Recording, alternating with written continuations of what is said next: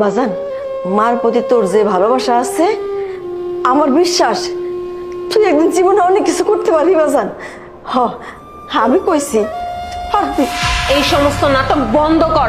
তোরা এক্ষুনি এই মুহূর্তে আমার বাসা থেকে বেরিয়ে যা। আর তুই আজকের পর থেকে তোকে আর আমার বাড়িতে চাকরি করতে হবে না, তুই বেরিয়ে যা। এই বেরিয়ে যা। ম্যাডাম ম্যাডাম দয়া করে আমার বাই করে দিন না ম্যাডাম, আমি আমার মার লক্ষণে চলে যেতেছি ম্যাডাম, আমার চাকরিটা গেলে আমি কি করবো ম্যাডাম?